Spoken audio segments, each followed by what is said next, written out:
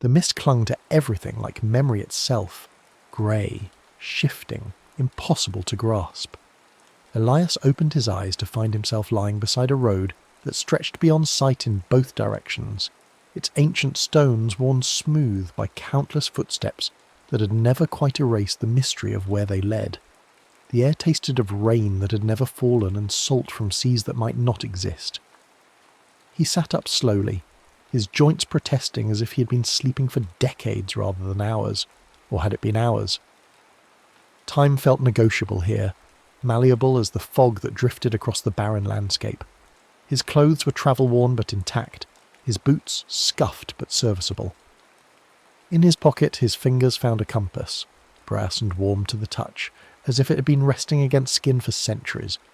He pulled it out and watched the needle dance. It spun without purpose, pointing everywhere and nowhere, a drunk prophet offering directions to lands that existed only in the space between heartbeats. North meant nothing here.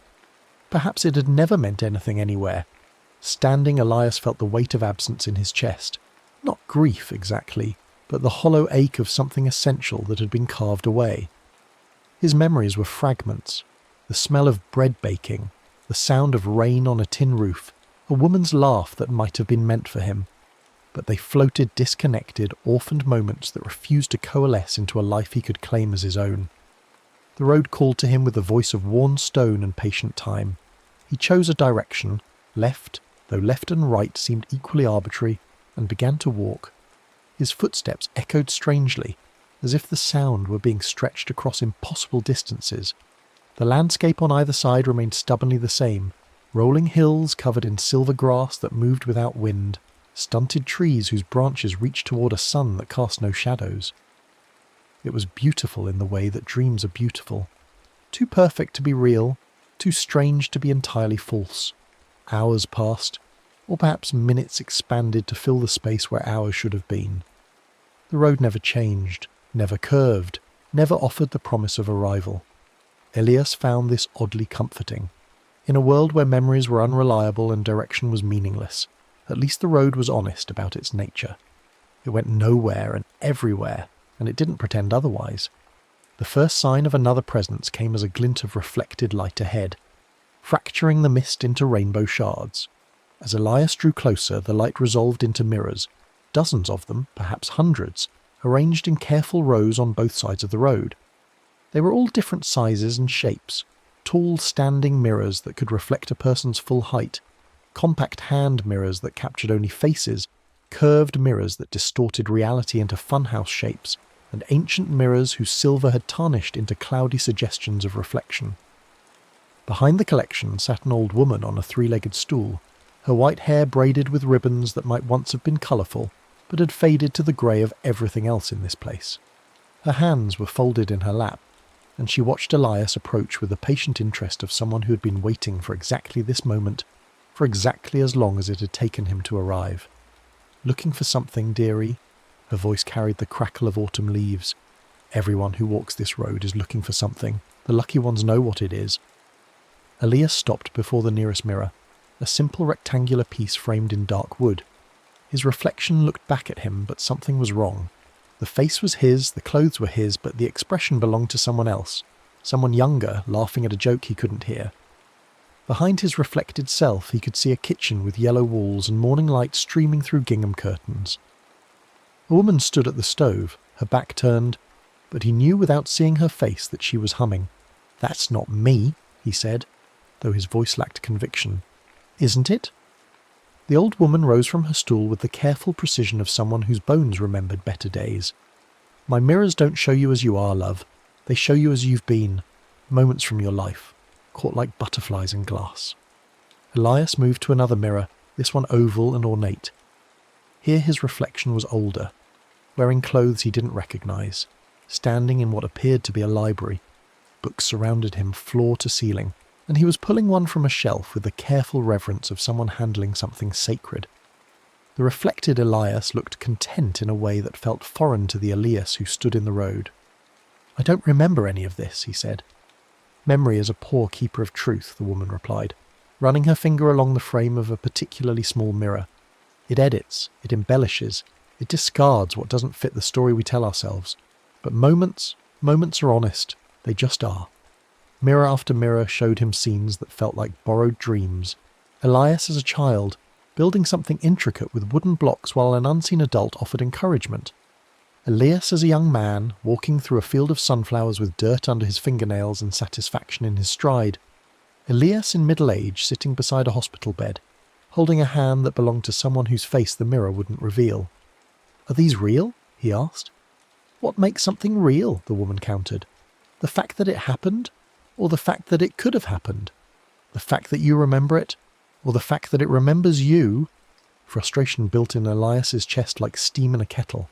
The mirrors offered him pieces of himself, but they were pieces of a puzzle whose picture he couldn't see. They were beautiful and heartbreaking and utterly foreign. If these were his moments, where were the connections between them? Where was the thread that wove them into a life? He approached the largest mirror, one that stood nearly as tall as he did, framed in silver that had gone black with age. This reflection showed him something different. Not a moment from his past, but himself, as he stood now, beside the road, looking into mirrors. But in the reflection, he was smiling, not with happiness, but with understanding. And behind him, instead of the endless road, stretched a landscape of impossible beauty. Mountains that sang with crystalline voices, rivers that flowed upward into crystal skies, forests where every leaf was a different season. "That's not real either," he said, but his voice was quiet now, uncertain. "Isn't it?" the woman asked again. "Reality is more generous than we give it credit for. It includes not just what is, but what could be, what should be, what might yet be if we're brave enough to reach for it." Elias stared at his smiling reflection, at the world of wonders that spread behind him like a promise. It was beautiful, yes, but it felt like a lie, or worse, like someone else's truth dressed up in his face. He thought of the compass in his pocket, spinning endlessly because it refused to pretend it knew where north was. "I don't want what could be," he said suddenly. "I don't want what should be. I want what is, even if what is makes no sense." The old woman nodded as if this was exactly the right answer. "Then you understand the first lesson of the road?" But understanding felt hollow, academic. The mirrors surrounded him with their beautiful lies and their alien truths, and he felt more lost than when he had awakened beside the empty road. The compass spun, the memories flickered like candle flames in windows he would never enter, and the road stretched on without explanation or apology. Something snapped inside him, not breaking but releasing, like a spring unwinding after being held taut for too long. He picked up a fist-sized stone from beside the road and hurled it at the nearest mirror. The glass shattered with a sound like bells falling from a great height. The reflected moment, himself as a child, laughing at something just out of frame, exploded into fragments that caught the grey light before falling to the ground like crystalline snow. But in the largest shard he caught a glimpse of something impossible. His own face reflected not once but infinitely, stretching away into mirrors within mirrors within mirrors, each reflection slightly different, each one him but not quite him, all of them shattering simultaneously while somehow remaining whole. He looked down at his hands, expecting to see cuts from the flying glass, but his skin was unmarked. He looked back at the broken mirror and saw that while the glass had shattered, the frame remained intact, and within it, impossibly, his reflection continued to exist. Not the child self that had been there before, but himself as he stood now, whole and wondering and somehow more real for having been broken. "Curious," the old woman said mildly. "Most people expect the shattering to hurt more than it does." Elias left the mirrors behind without buying anything, though he suspected that was exactly what the old woman had expected him to do. The road continued its patient journey toward the horizon, and he walked with it, the compass warm in his pocket and the memory of infinite reflections dancing behind his eyes. The fork appeared gradually, like something rising from deep water.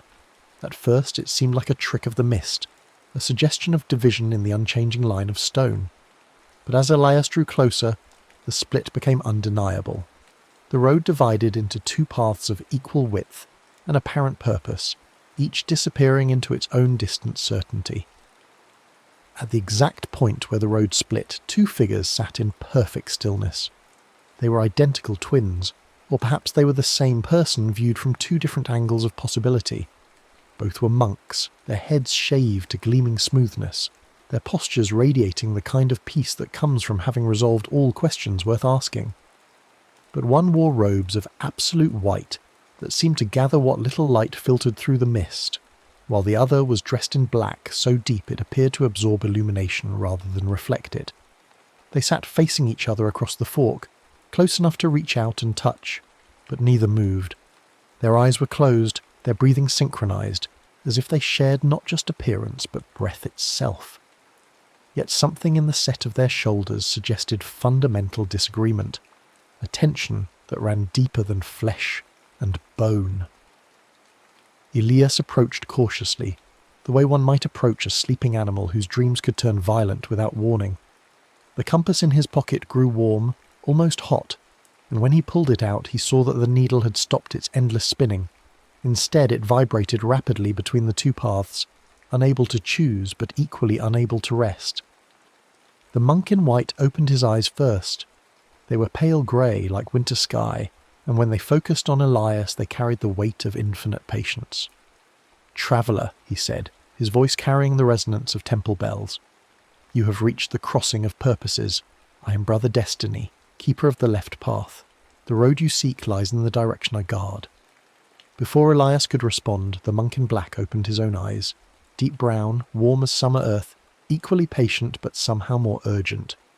"Traveller," he said, and his voice was the sound of wind through autumn leaves. "I am Brother Freedom, and I tell you truly, the path you need is the one I protect. The left road leads only to chains gilded with the lie of inevitability." Elias looked from one to the other, then down the two paths. They appeared identical. The same worn stones, the same patient mist, the same promise of eventual arrival at some unspecified destination. Yet he found himself believing that they led to entirely different worlds. "What's the difference?" he asked. Brother Destiny smiled with serene certainty. "The left path is the way of acceptance. Every step you take has been written in the book of existence since before time began. You will face no uncertainty because your journey is already complete. You need only walk through it. Every sorrow has meaning, every joy is earned, every choice is the only choice you could have made. There is profound peace in surrendering to the pattern that contains you." Brother Freedom shook his head, his own smile carrying a different quality, wilder, more dangerous, shot through with the exhilaration of standing at the edge of a cliff. "The left path is the way of delusion," he said. "My brother offers you the comfort of being a character in someone else's story. But the right path is where you become the author. Every step is yours to choose, every mistake yours to make, every triumph yours to claim. You will know uncertainty, yes, but you will also know the terrible, beautiful weight of true responsibility.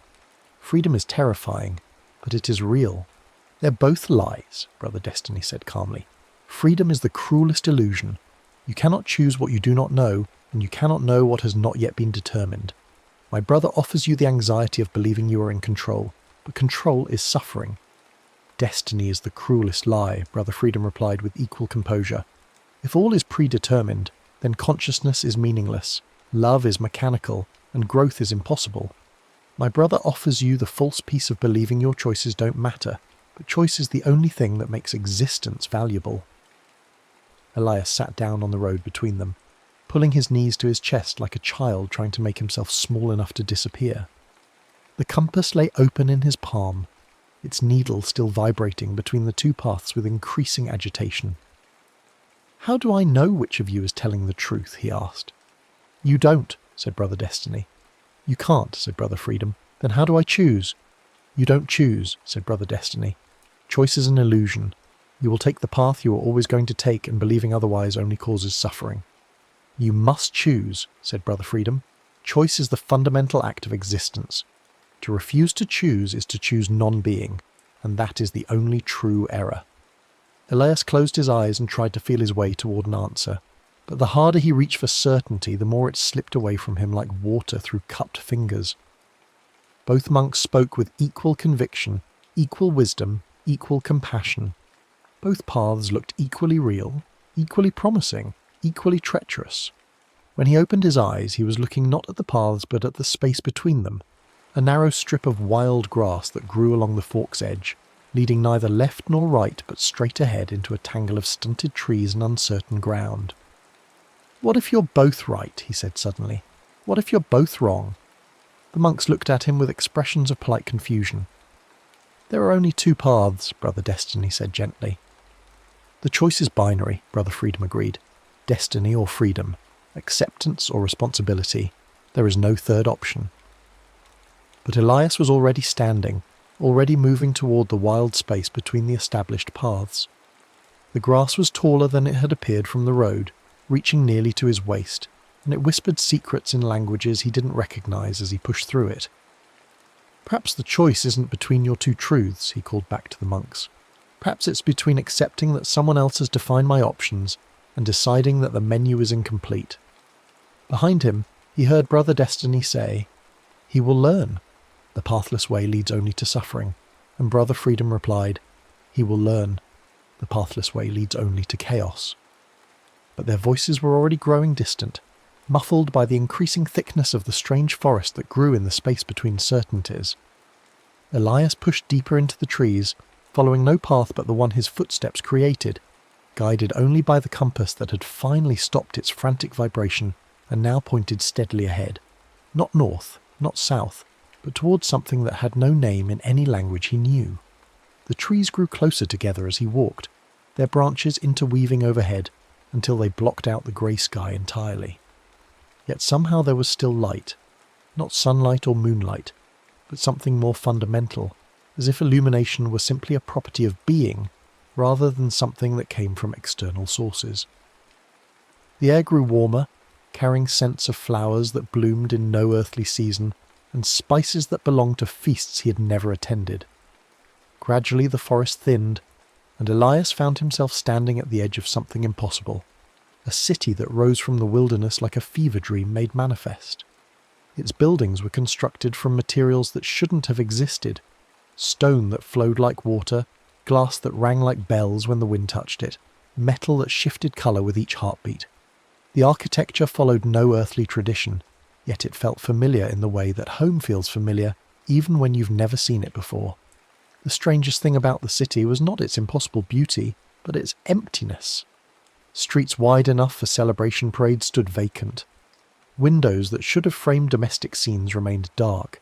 Fountains carved from single pieces of crystal sang with the voices of running water, but no one gathered to listen. Yet the city was not dead. It hummed with potential energy, like a theatre moments before the curtain rises. The air itself seemed expectant, waiting for something to begin or someone to arrive. And as Elias walked through the gates, massive portals that opened without his touch, as if recognizing his approach, he began to hear voices. They were quiet at first, barely more than whispers carried on wind that touched nothing else. But as he moved deeper into the city, walking down streets paved with stones that chimed softly under his feet, the voices grew clearer. They came from everywhere and nowhere, from windows, from doorways, from the spaces between buildings where shadows gathered like pools of liquid darkness. And every voice was asking questions. Who decides what beauty means? Drifted from a tower whose walls were covered in murals that shifted and changed as he watched. Is love what we feel or what we do? Whispered from a garden where flowers bloomed in colours that had no names. When does a path become a destination? Echoed from an alley that seemed to stretch infinitely inward. Why do we call it falling when we rise in love? Sang from a bridge that spanned nothing but air. Elias tried to respond, to offer answers, or at least opinions, but every time he opened his mouth the voices grew louder, more insistent, drowning out his attempts at speech with cascades of inquiry that seemed to generate more questions even as they were asked. What is the sound of yesterday remembering? Can truth exist without someone to believe it? Is the dreamer dreaming the dream? Or is the dream dreaming the dreamer? Where does the river go when it reaches the sea? The questions were beautiful and terrible, profound and playful, urgent and eternal. They washed over Elias like waves, each one carrying him further from the solid ground of certainty he had once stood on. He found himself turning in circles, trying to locate the sources of the voices, but they seemed to emanate from the very air, from the buildings themselves, from the spaces between his own thoughts. What makes a moment immortal?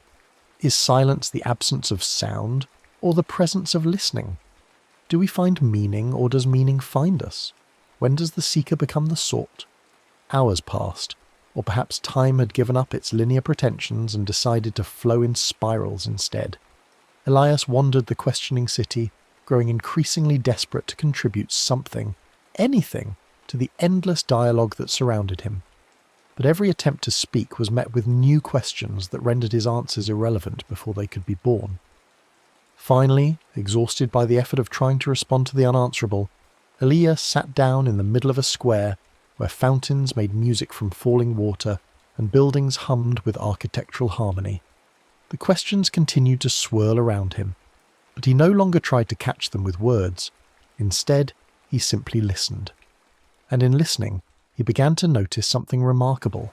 The questions were not seeking answers. They were celebrating their own existence.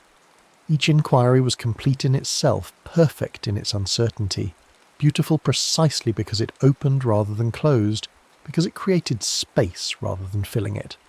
"What is the colour of wonder?" sang past his ear, and instead of trying to name it, Elias simply smiled.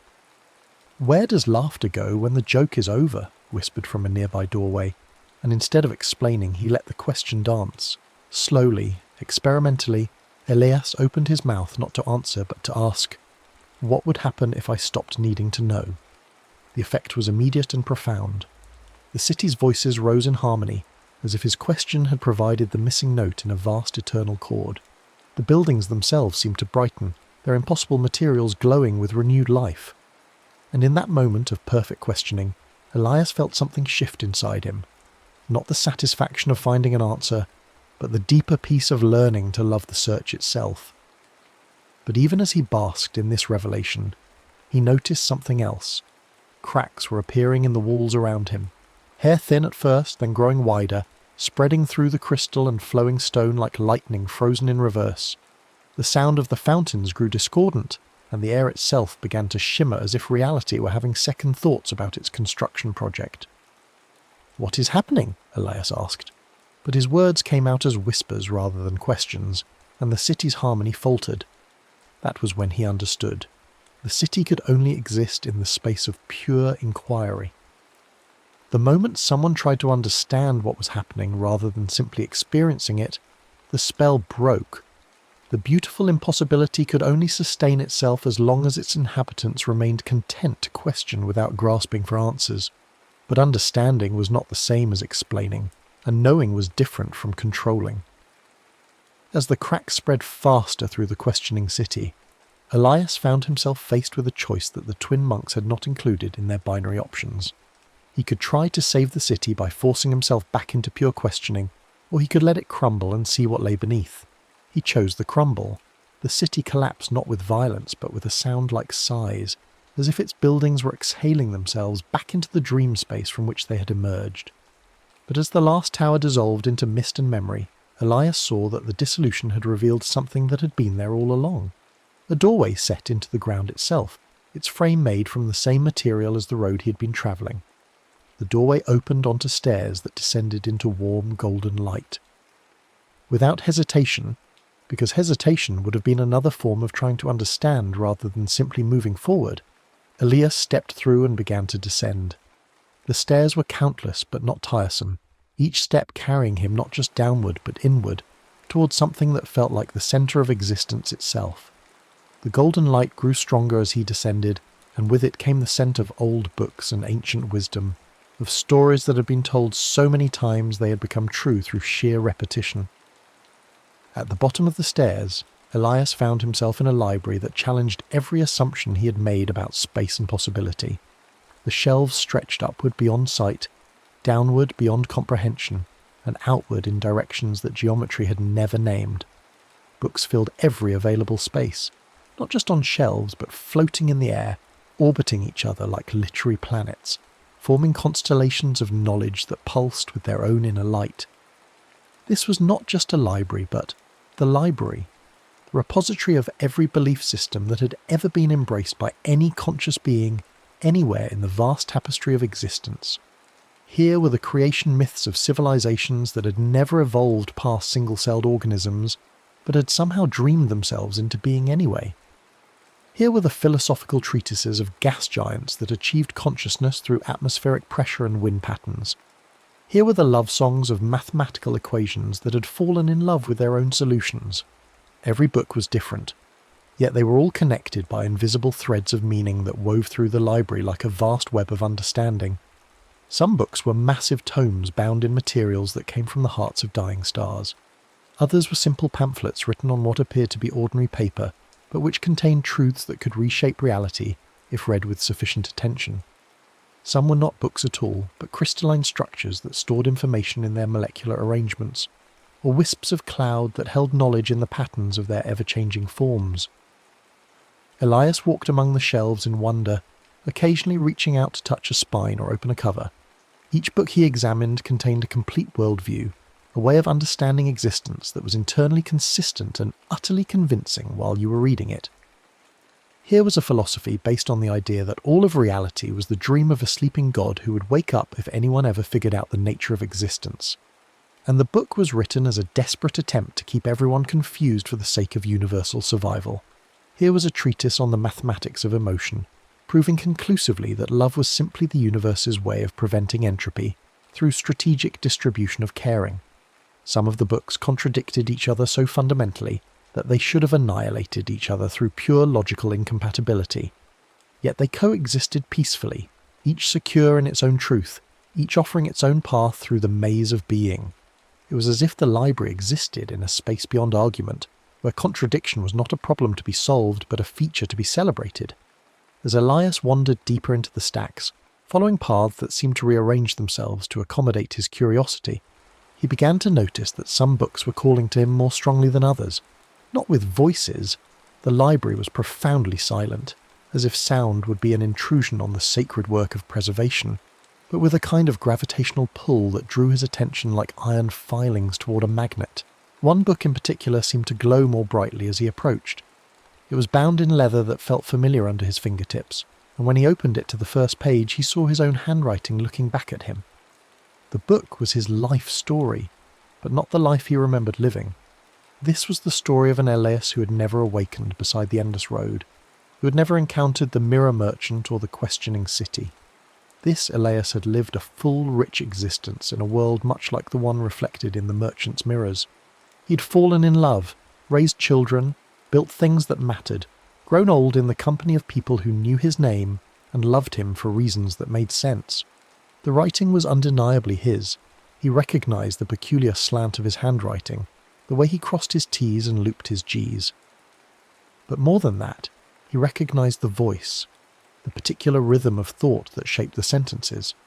This was his story, written in his hand, describing a life he had never lived but which felt more real than the strange journey that had brought him to this library of impossible beliefs.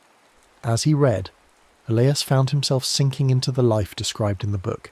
He could taste the coffee his other self had drunk on quiet Sunday mornings. He could feel the weight of his children as they fell asleep in his arms. He could smell the sawdust in the workshop where he had crafted furniture with his hands, creating beauty from raw wood and patient attention. It was a good life, full of small joys and manageable sorrows, marked by the kind of meaning that comes from connection rather than revelation. The book was thick, hundreds of pages describing decades of experience. But as Elias read, he realized something that made his hands tremble. The story was written in past tense, but it described events that were still in his future. According to the narrative, he would leave this library, find his way back to something resembling the ordinary world, and live the life detailed in the pages. Every choice was laid out, every consequence described, every moment of happiness and sorrow catalogued with the precision of someone who had already experienced it all.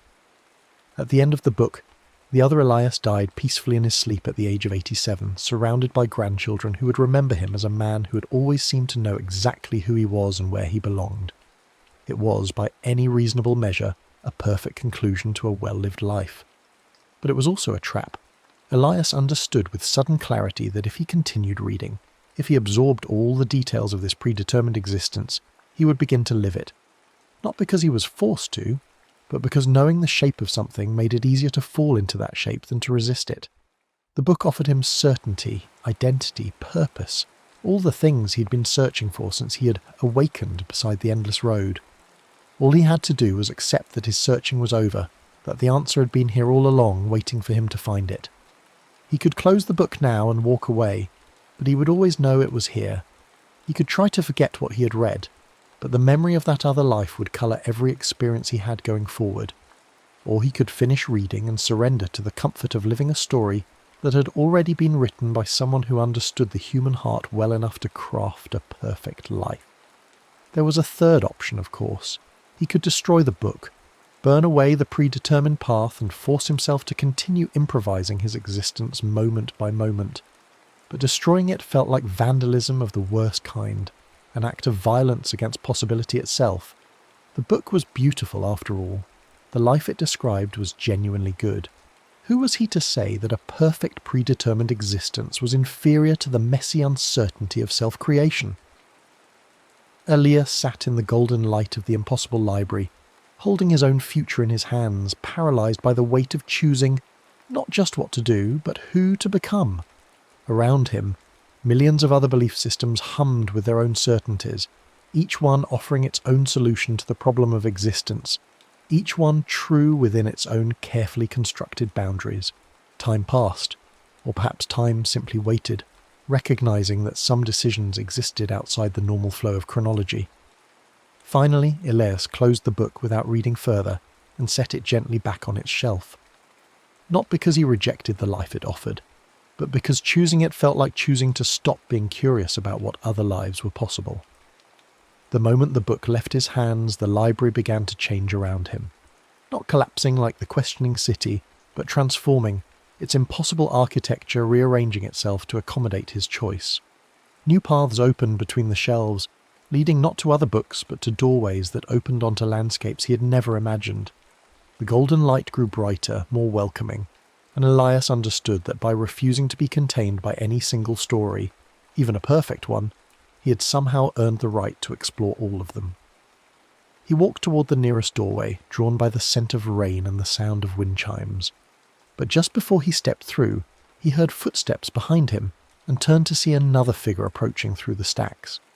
The man looked exactly like Elias, but older, perhaps by 20 years, perhaps by centuries. His hair was silver where Elias's was brown, his face marked by lines that spoke of laughter and sorrow in equal measure.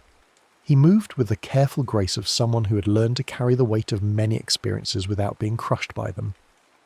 "You didn't read the book?" the older Elias said. It wasn't a question. "No," Elias replied. "Did you think I would?" "I hoped you wouldn't. But hope and expectation are different creatures, and I've learned not to confuse them." They stood facing each other in the golden light, two versions of the same person separated by time and choice and the accumulated weight of different decisions. The older Elias looked around the library with the fond familiarity of someone returning to a childhood home. "This is where it starts," he said, "or where it ends, depending on how you look at it. The library exists at the crossing point between all possible lives. Every version of yourself that could ever exist passes through here eventually." "Are you me?" Elias asked. "From the future, I mean?" The older man smiled, and in that smile Elias recognised something he had seen in the mirror merchant's reflections, the expression of someone who had found peace not by resolving all questions, but by learning to live comfortably with uncertainty. "I'm a you," he said, "one of many, the one who read the book as it happens. I lived that perfect life, died surrounded by love, and found myself here afterward, wondering if perfection was really what I'd been searching for all along. And was it? It was perfect," the older Elias said, "but perfect isn't the same as real. Real includes the possibility of imperfection, of surprise, of growing into something you never planned to become. Perfect is beautiful, but it's also finished, and I found that I wasn't ready to be finished." They walked together toward the doorway that had called to Elias, their footsteps echoing strangely in the vast space of accumulated wisdom. As they approached the threshold, Elias could see that it opened onto a narrow bridge that spanned what appeared to be an infinite abyss. On the other side of the bridge, he could just make out another landscape, not the barren hills where his journey had begun, but something greener, more alive, shot through with possibilities he couldn't yet name. "Where does it lead?" he asked. "Everywhere," the older Elias replied. Nowhere. Forward. The bridge connects all the places you've been to all the places you might go. But you have to cross it alone. That's the rule. Each person's bridge is different, and sharing the weight would collapse the span. Elias looked at the bridge, narrow, made from the same material as the endless road, stretching across emptiness toward uncertainty. It should have been terrifying, but instead he felt the familiar warmth of the compass in his pocket, still pointing steadily towards something that had no name but which felt increasingly like home. "Will I see you again?" he asked the older version of himself. "Probably not," the other replied, "but you'll see other versions of me, and I'll see other versions of you. That's how it works when you refuse to be contained by a single story. The universe becomes infinitely more generous with its possibilities." Elias stepped onto the bridge. It held his weight easily, though he could feel it swaying slightly in the wind that rose from the abyss below. Behind him, the library continued its eternal work of preservation and possibility. Ahead, the landscape beckoned with the promise of new questions and undiscovered truths. Halfway across the bridge, he stopped and turned back to call out to his older self, "Was it worth it?" Choosing uncertainty over perfection. But the older Elias was already gone, dissolved back into the library of infinite beliefs, like a memory that had served its purpose and was ready to become something else. Elias was alone on the bridge, suspended between the wisdom he was leaving behind and the mystery he was walking toward. The realization should have been lonely, but instead it felt like the most honest moment of his journey so far. He was exactly where he belonged, between certainties, above the abyss of not knowing, walking forward not because he knew where he was going, but because moving forward was the most authentic response he could make to the gift of existence. The far side of the bridge welcomed him with the scent of growing things and the sound of water flowing over stones. As his feet touched solid ground again, Elias felt something shift in his chest. Not the settling sensation of arrival, but the opening feeling of beginning.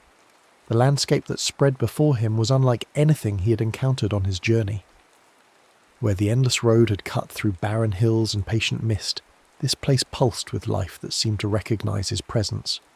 Trees leaned toward him as he passed, their leaves whispering in languages that sounded almost familiar. Flowers turned to follow his movement like curious children. Even the stones beneath his feet seemed to hum with quiet welcome. But it was not paradise, or rather, it was paradise the way paradise should be, which is to say, complicated. Beauty existed here alongside shadow, growth alongside decay, joy woven inextricably with sorrow. A tree heavy with fruit cast its shade over bones that had been weathered smooth by time and rain. A stream sang with crystalline joy as it carried away the detritus of seasons past. It was a place where nothing was hidden, where every truth was allowed to coexist with its contradiction. Elias walked through this landscape of honest complexity for what felt like hours, though time continued to behave strangely, stretching and compressing like taffy in the hands of an enthusiastic child. The compass in his pocket had grown quiet, its needle pointing steadily forward, but without the urgent vibration that had marked his earlier journey. It seemed less concerned with destination now, more interested in simply confirming that forward existed, and that forward was where he belonged.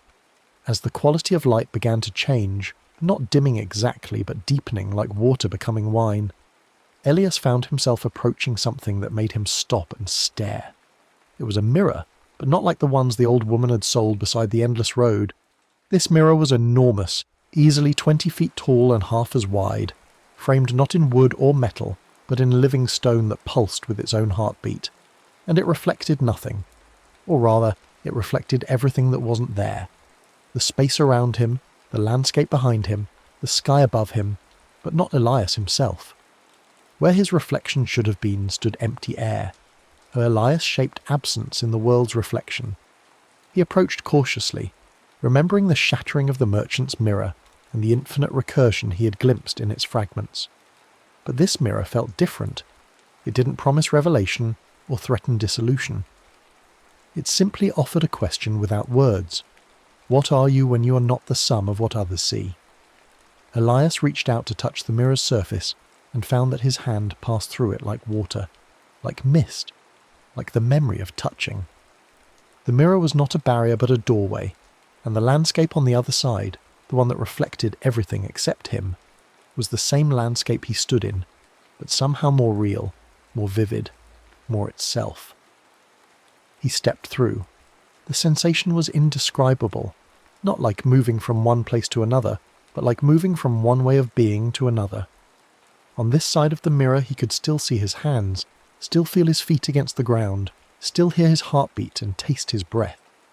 But something fundamental had changed. He was present without being visible, existing without being reflected, participating in the world without leaving tracks in its memory. It was terrifying and liberating in equal measure. To exist without being witnessed felt like the ultimate loneliness, but it also felt like the ultimate freedom. He could be anyone here, or no one. He could try on different ways of moving through the world without worrying about whether they suited the person others expected him to be. As he walked through this reflected landscape, Elias began to notice other figures moving through the scenery. At first he thought they might be other travellers who had found their way through their own mirrors, but as he drew closer to the first one, he realised something extraordinary. It was himself, but not himself. Another version of Elias, one who moved with confidence born of certainty, who looked around the landscape as if he owned it, who radiated the kind of self-assurance that comes from never having doubted one's place in the world.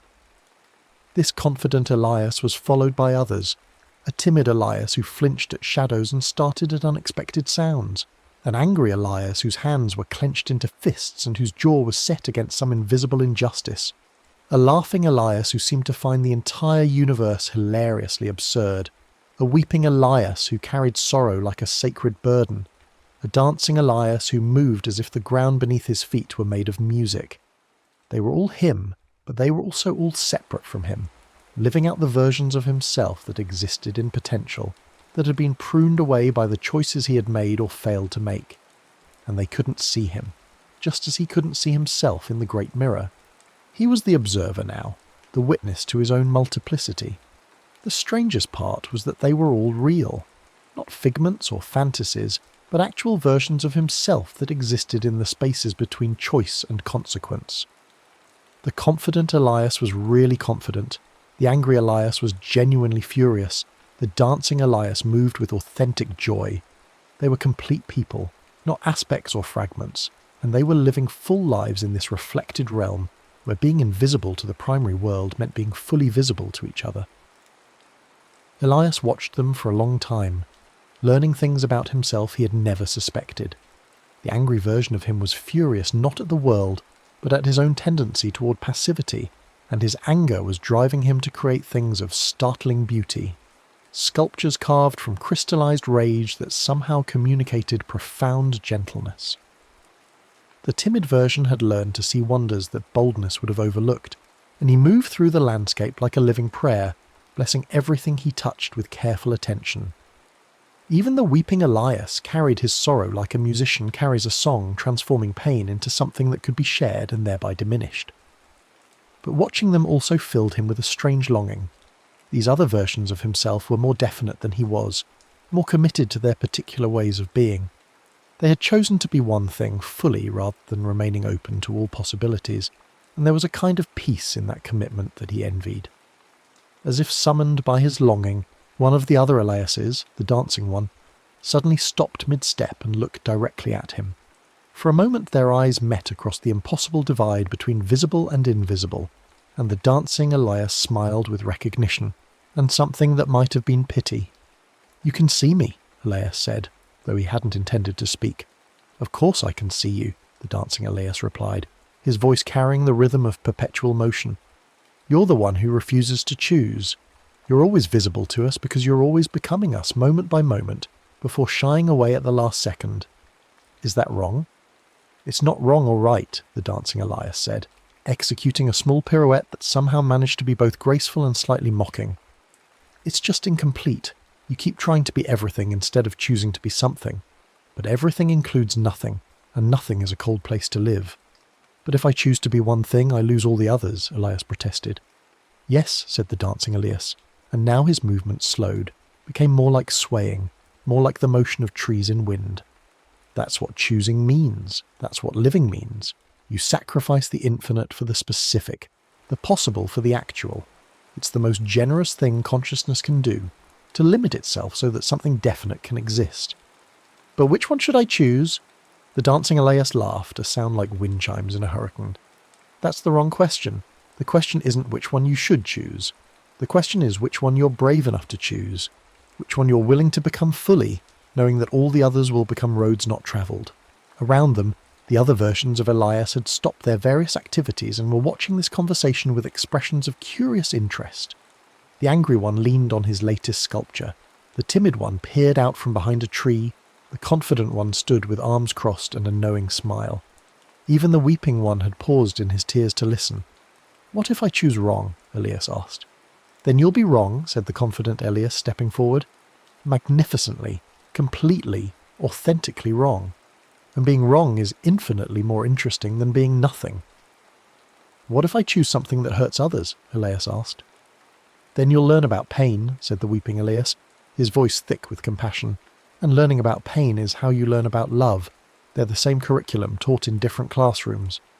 "What if I choose something and then want to change?" asked Elias. "Then you'll change," said the dancing Elias, spinning again. "Choosing to be something doesn't mean choosing to be that thing forever. It means choosing to be that thing fully for now, until it's time to choose again." Elias looked around at all these versions of himself, each one complete in their chosen incompleteness, each one real in their willingness to be defined. They were offering him something he had been avoiding throughout his entire journey, the gift of limitation, of being bounded, of existing within constraints that would make existence meaningful, precisely because it was not infinite. But even as he understood this, he felt the familiar urge to step back, to keep his options open, to remain in the space between choices where all possibilities coexisted. It was comfortable there, in the undefined territory where he could be anyone because he wasn't committed to being anyone in particular. "I don't know how to choose," he admitted.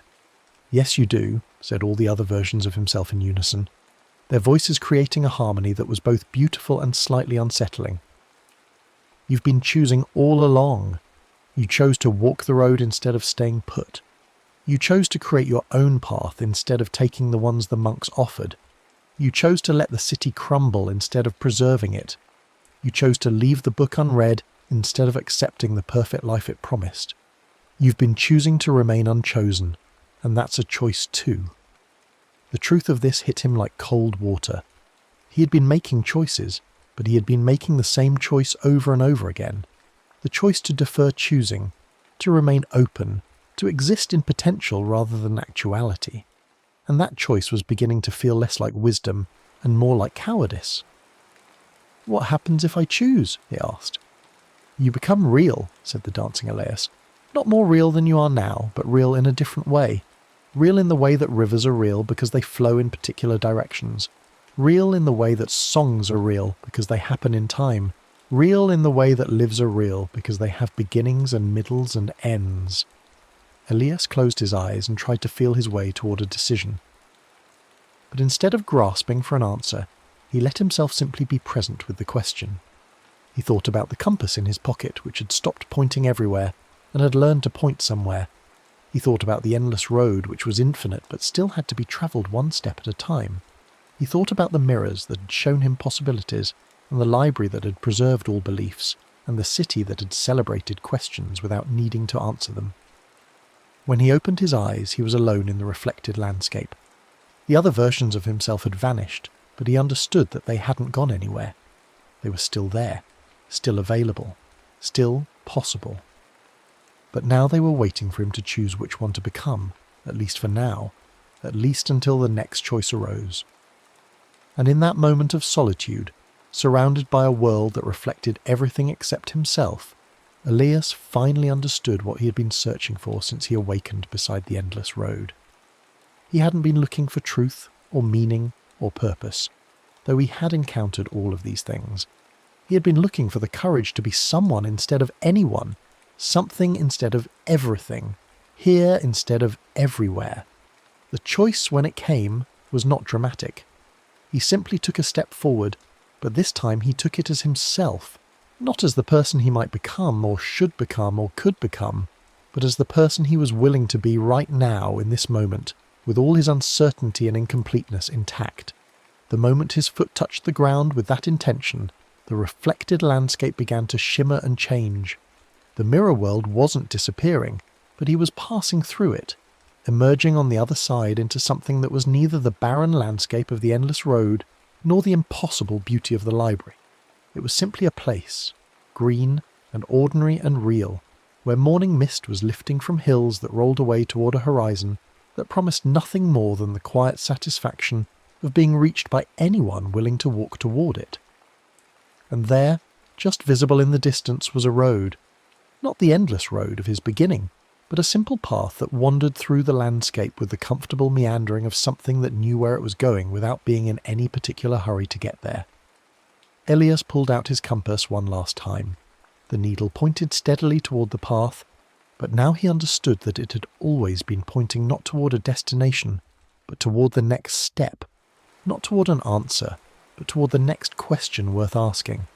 He put the compass away and began to walk, not because he knew where the path would lead, but because walking was what you did with paths, and being someone was what you did with life, and moving forward was what you did with time when you finally stopped being afraid of it running out. Behind him, the great mirror stood empty and patient, ready for the next traveller who needed to see themselves clearly enough to disappear, ready to reflect everything except the one thing that mattered most. The courage to step through uncertainty and into the magnificent, terrible, beautiful business of being specifically and temporarily and completely alive. The mist continued to lift as Elias walked, revealing more of the landscape around him. It was not spectacular. No crystal cities or impossible libraries, no monks offering philosophical puzzles or merchants selling reflections of unlived lives. It was simply a place where things grew and changed and endured and passed away, according to rhythms older than consciousness and more reliable than understanding. And that, Elias realized as his footsteps found their rhythm on the meandering path, was exactly what he had been looking for all along. Not the answer to existence itself, with all its ordinary miracles and necessary limitations, its beautiful brevity and its inexhaustible capacity for surprise. The path stretched ahead of him, not endless but sufficient, not infinite but real, and he walked it, not because he had solved the mystery of being, but because he had finally learned to love the mystery enough to inhabit it fully, one step at a time, with no compass but curiosity, and no destination but the next moment's invitation to continue becoming whoever it was he was brave enough to be. Perhaps the meaning was never at the end. Perhaps the road was meant to be walked, not solved. And perhaps that was not a disappointment but the most generous gift consciousness could offer itself.